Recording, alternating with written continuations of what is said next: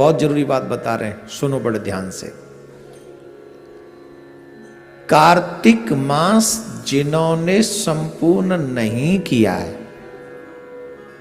जिन्होंने किया है वो तो ठीक है, जिन्होंने नहीं किया वो सुनो आज। जिन्होंने पूरा कार्तिक नहीं स्नान किया वो सुने।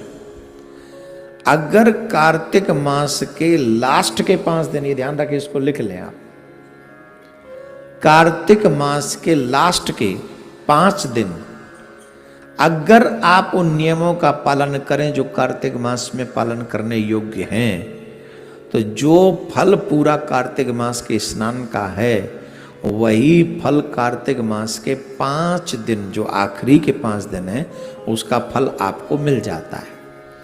ये हम नहीं बता रहे हैं, ये पुण्य जो है पितामह भीष्म ने धर्मराज जी को बताया।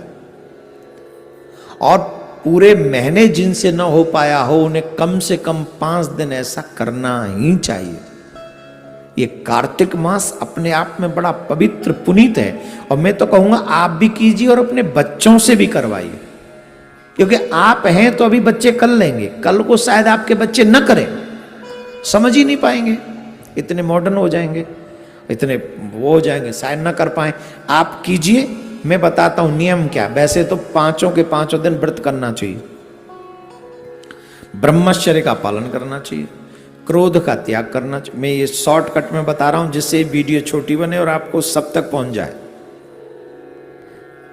5वां दिन, 5 जो दिन है वो कब से प्रारंभ होंगे?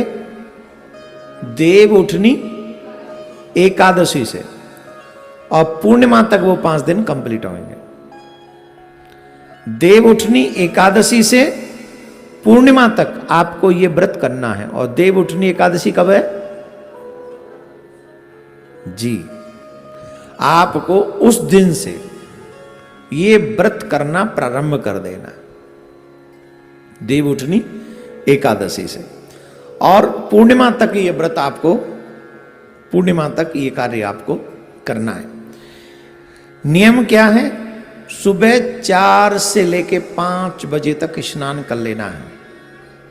सुबह 5 में थोड़े कलयुग के लोग हैं इसलिए ले जा रहा हूं, नहीं तो 4 बजे तक स्नान हो जाना चाहिए, और 4 से 5 तक स्नान आप कर लीजिए।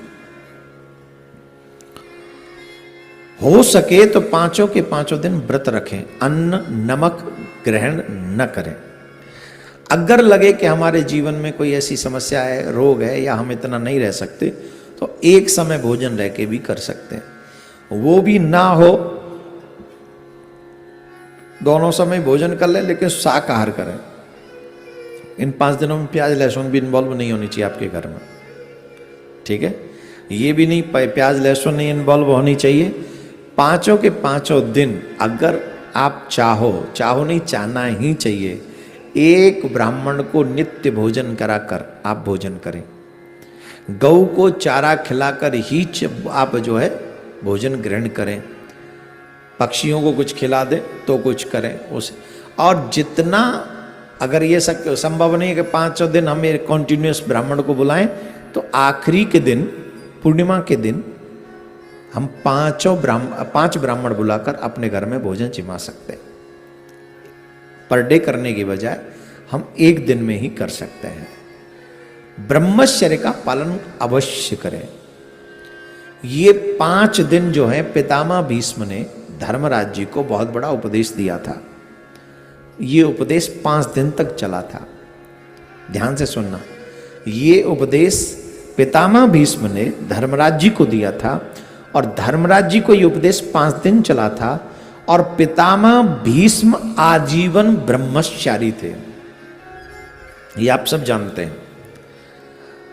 और इसीलिए भगवान श्री कृष्ण ने ये कार्तिक मास के ये 5 दिन जो हैं, यही 5 दिनों में उन्होंने ये उपदेश दिया था। तो ये 5 दिन पितामह भीष्म को श्री कृष्ण ने अर्पण कर दिए, और कहा कि आज से कार्तिक मास के आखिरी के 5 दिन जो भी व्रत करेगा, जो भी इन नियमों का पालन करेगा, जो फल पूरे कार्तिक के स्नान का मिलता है, वो फल उनको इन 5 दिनों में मिल जाएगा। तो पितामह भीष्म आजीवन ब्रह्मचारी थे, इसलिए इन 5 दिनों में ब्रह्मचर्य का पालन करना चाहिए। पृथ्वी पर शयन करना चाहिए, झूठ नहीं बोलना चाहिए, देवी देवताओं की पूजा नित्य करनी चाहिए। स्पेशली तुलसी, आंवला और बेलपत्र, इन वृक्षों की पूजा करनी चाहिए। तुलसी हमारे सनातन में बहुत पूजनीय हैं, इसलिए तुलसी के बिरवे के पास जो ये व्रत करें उन्हें सुबह शाम दीपक जलाना चाहिए, घी का दीपक, शुद्ध देसी गाय के घी का दीपक, भैंस का नहीं। आपके यहां बाजार का घी आता है और ये प्रॉब्लम है।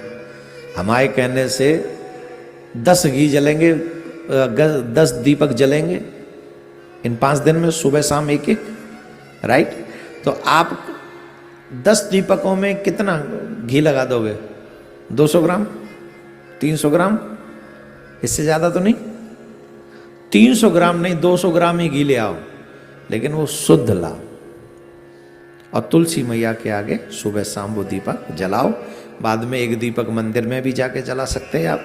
भगवान विष्णु का कोई मंदिर हो, कृष्ण जी का कोई मंदिर हो, राम जी का कोई मंदिर हो, जब संध्या का समय सूर्यास्त हो रहा हो उस समय जाकर आप वो दीप दान कर सकते हैं। जो जमुना के तट पर रहते हैं वो जमुना जी को पूर्णिमा के दिन अवश्य दीपदान करें। जो गंगा जी के तट पर रहते हैं वो अवश्य पूर्णिमा के दिन गंगा जी को दीपदान करें।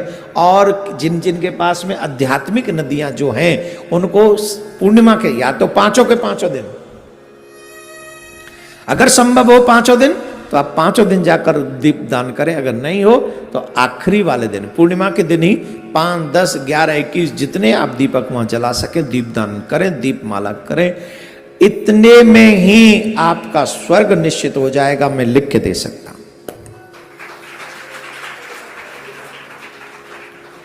जिनको स्वर्ग जाना है वो कर लें कार्तिक मास के 5 दिन, आखिरी 5 दिनों में ये कार्य आपको स्वर्ग मिलेगा।